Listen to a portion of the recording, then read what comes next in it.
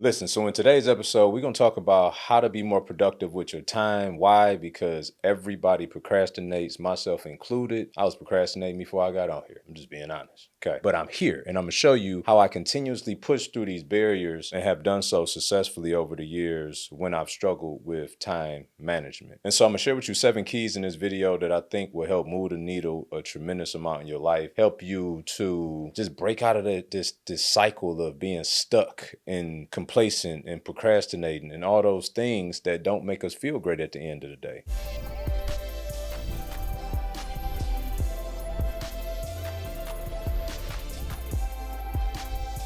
And so the first question, though, that we have to ask ourselves before we dive into the 7 keys is, if we believe it's going to rain, would we build the ark? If you believe it's going to rain, would you build your ark? And that reference, for those of you that may not have got that, comes from my man Noah in the Bible, right? God got upset with the world, didn't like the way things was going. And so he was like, you know what? We about to start all over. I'm going to send this thing called rain. You're going to build this thing called the ark. And build this ark because I'm sending the rain, and when I send the rain, I'm going to flood everything and we're going to start all over. That was the message. And so how is that relevant to you? Well, it's relevant to you because it is. As I mentioned, Noah had no idea what an ark was. Neither did he know what rain was. All he knew, the outcome of what God told him, was that he was flooding everything, killing everything, and he wanted him to get 2 of everything and put on this ark that he was going to build that took him the equivalent, some say, of 50 to 75 years to construct.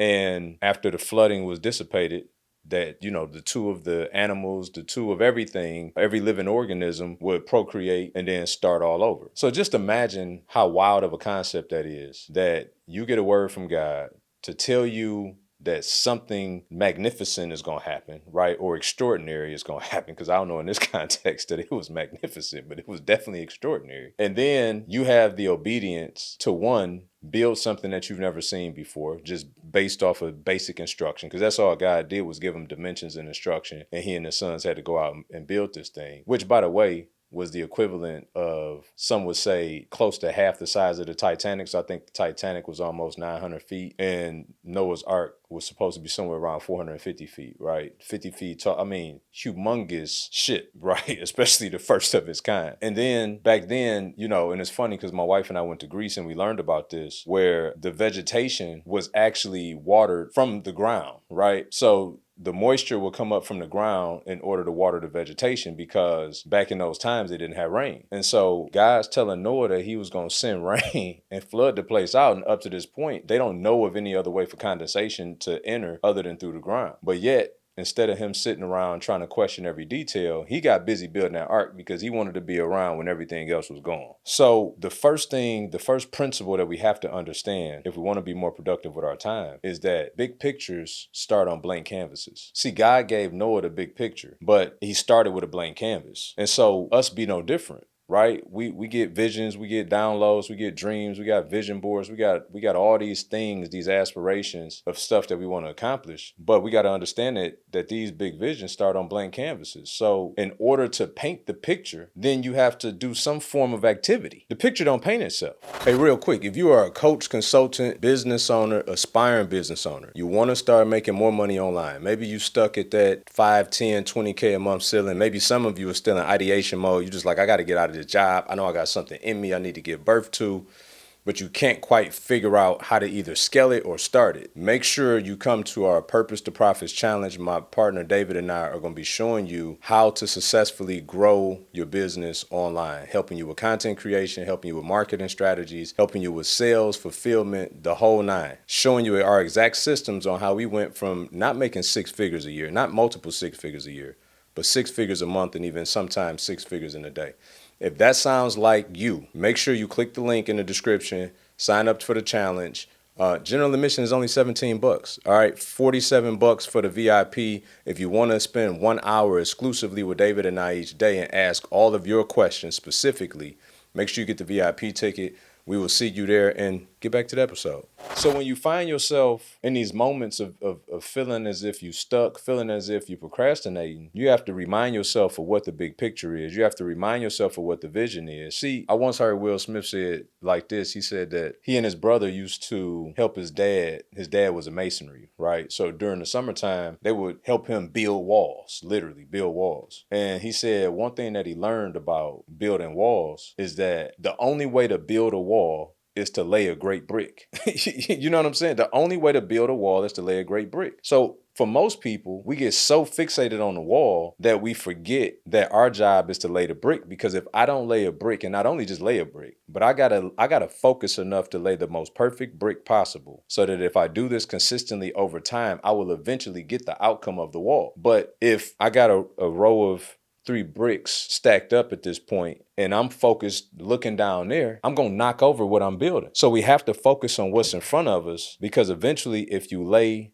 that brick, you do that next task, you prospect that next client, you post that next piece of content, you cold call that next person, whatever that next task is will help you to get to the ultimate goal. So big pictures start on blank canvases. That's number 1. Number 2 is this: you have to plan for what you prayed for. Plan for what you prayed for. So it's interesting how some people pray every day for more money. I think most of us at some point in time, that's been a prayer. Okay. Or for those of y'all that may not be faith-based, it's been something that you wish or hope or feel like hopefully you get lucky that will happen for you. And the way that God operates is he always gives the ability before the assignment. He gives the ability before the assignment, right? So even going back to the example that I started with Noah, he gave Noah the ability before he gave him the assignment. And then he gave him the resources to go out and execute. He gave him sons and people that could help him before he gave him the assignment to actually go and build the ark. Noah was like 500-600 years old by the time he was given this instruction, right? So he had accumulated all kind of resources along the way, and then God gave him the rest of what he needed. It's no different than God created the heavens and earth and everything in it. Well, he created the creation before he created the creatures. You copy? So he created the garden, then he put man in the garden. So God gives the ability before the assignment. He gives the capacity before he gives the content, which is why he gave the capacity of creating a garden. Then he gave the content of putting the man in it. So that's just the way he operates. So for those of us that's out there praying for stuff, do your plans look like what you prayed for? You're asking God for more money, but how are you managing what he's already given you? You're asking God to blow your business up, but what systems and processes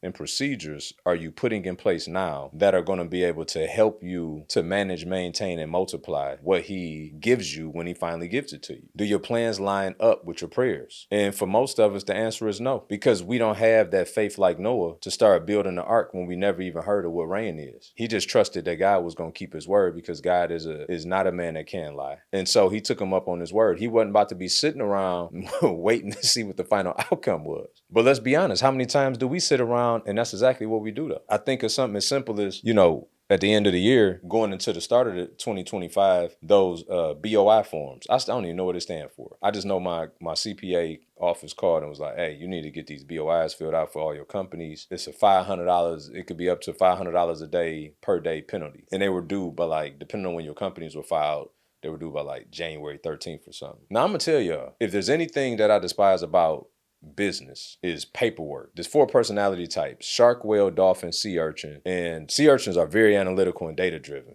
I'll teach y'all that another day.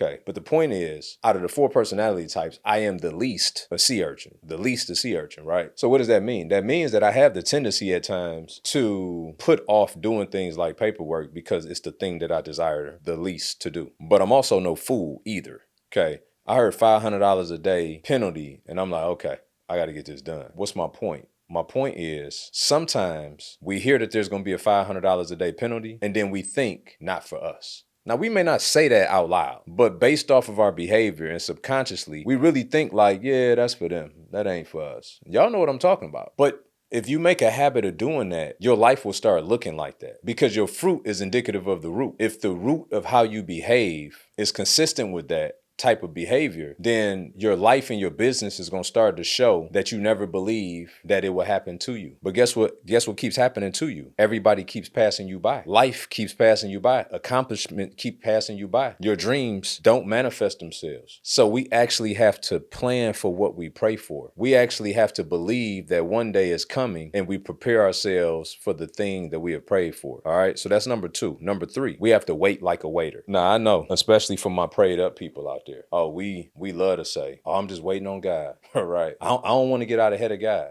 which is kind of crazy considering he's the Alpha and Omega, the beginning and the end. But we say we don't want to get out ahead of him. Does that not make sense to anybody else but me? Like, how we going to get out ahead of him when he is the Alpha and Omega, the beginning and the end? He operate outside of time, and we think we going to get out ahead of him. Well, let me just tell y'all something. How about he also says that he'll order our steps? Well, that would be indicative of the fact that we in motion. Yes or yes? So we can't get out ahead of him. That's another excuse to lean on prayer, to use prayer as a prop, and I'm waiting on God. No, we have to trust that even in our missteps, that Romans 8:28, all things are working together for the good of those that love the Lord, been called according to his purpose, 1. But then also that his spirit that resides in us is there to do what? Correct us, to convict us, to comfort us, to teach us. So if we're staying in alignment with God, and even in our missteps, he's going to redirect us, because that's what he said, not what I said. So we have to wait like a waiter. Well, what is a waiter doing while he's waiting? He or she is waiting on you to finish your meal. They moving, they attentive, they coming back, they making sure you having a phenomenal time and experience. They checking in to see what else could you get from them to make your experience even better than what it currently is. A waiter ain't just standing there staring at you the whole time you stuffing your face. So we have to wait like a waiter. We have to wait like a waiter. We got to be in motion. Some of y'all out there right now like, man, I'm tired of this single life. I'm waiting on the spouse. Okay, so what you doing? Oh, I'm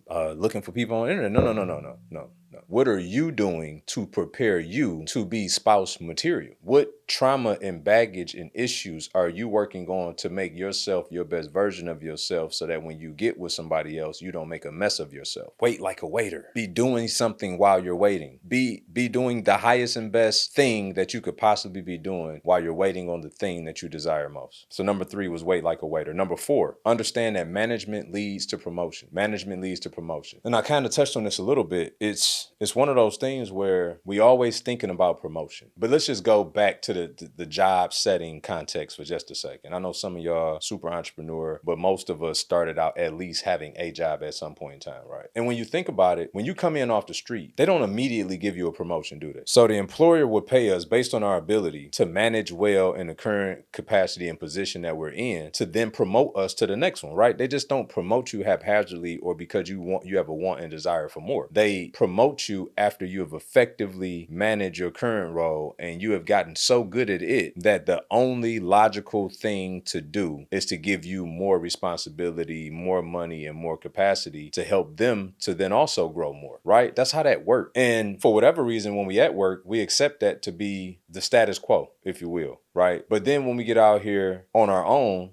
as entrepreneurs, we lose complete sight of that, right? Everything we want it now. We want all of it. We don't want to wait. And at the end of the day, God just like, I'm a good parent. I'm a good parent. I'm not going to give you the keys to the Rolls Royce when you ain't took good care of the Toyota. That'd be poor parenting on my part. I'm not teaching you any discipline. I'm not teaching you any stewardship. I'm not teaching you any gratitude. So the question I have to ask you, and I want you to ask yourself, is how are you managing your current position? How are you managing your current assignment? How are you managing your current thoughts and expectations? And what kind of conversation do you have with yourself day in and day out? Because here's the thing. If you're dealing with depression and anxiety at a high level and worry at a high level, at the level you're at, guess what happens? It only becomes more at the next level. We have to start managing the current state and the current position that we're in better, so that we can prepare ourselves for the promotion. We always think that when we get there, that everything else gets better. But when we get there, everything else just magnifies. I promise you, at every level, I fooled myself into thinking this to only find out it just magnifies. So you got to fix and manage your current situation the absolute best that you can to prepare yourself for the promotion. Number 5, you got to make room. Got to make room. You have to act like you believe you're going where you said you are. I once heard a story about a guy who was praying to God. He was expecting a new vehicle. He had a rust bucket.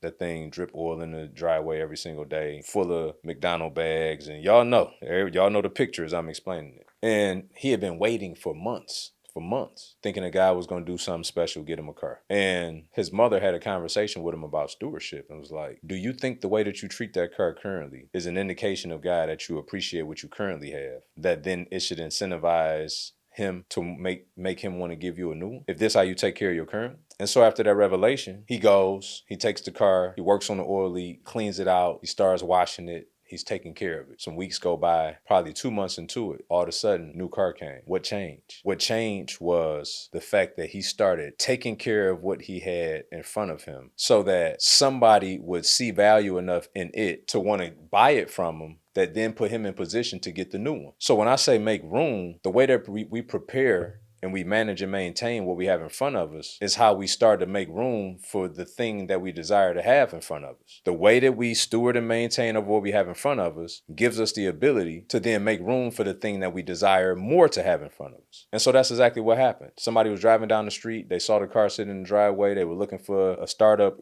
car for one of their children, asked him would he be willing to sell it. He told them, yep, sold the thing, got his new car. But it wasn't until he cleaned it up, cleaned up the oil, and started to act as if he believed that what he was desiring was actually coming. Because here's the thing, we're supposed to walk by faith, not by sight. Faith is a verb. We're supposed to actually take action from the things that we say we believe in.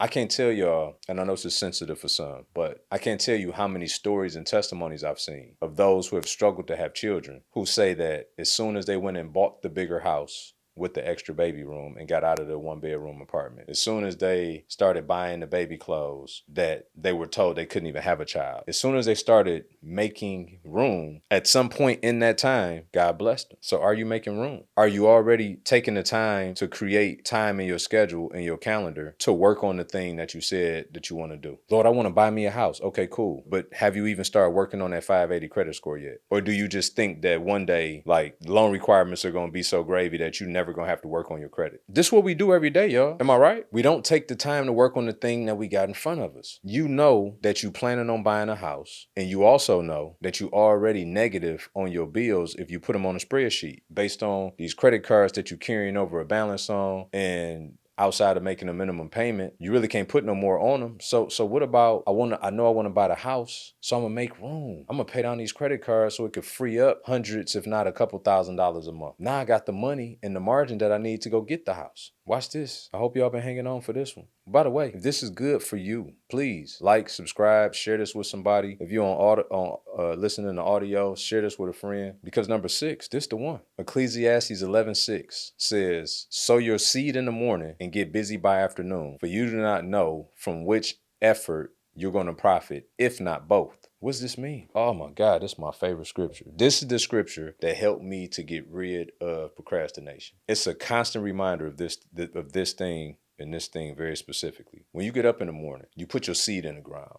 Okay, this is a farmer's analogy, but this is a reality for us. When you get up in the morning, you put your seed in the ground. So maybe you're sending off emails. Maybe you are going out prospecting for your business. Maybe you're creating content for your business. Maybe you're sending out text messages, phone calls, whatever. That activity, when you execute that activity, it turns into productivity, and you have no idea what profit may come from that productivity. But here's the key, and this is where everybody goes wrong. After you do that, you then have to go and be more productive throughout the day. So when the scripture says, plant your seed in the morning, get busy by afternoon, for you do not know from which effort you will profit, if not both. See, the problem that we have is that most of us would paint the room and then just sit in the room and watch the paint dry, instead of moving on to another area of the house and painting another room and painting another room. So if you're sitting in the room that you just painted, you're wasting hours just watching the paint dry when the paint gonna dry anyway. So you need to go do something else to be more productive, so that at the end of the day, you could have a whole house painted instead of 2 rooms because you sat there and stared at one for too long. And I promise you, if everybody can look at this area of their life, this is where we go wrong. We get so fixated on the thing that we desire most that we forget about all the other things that we got to do.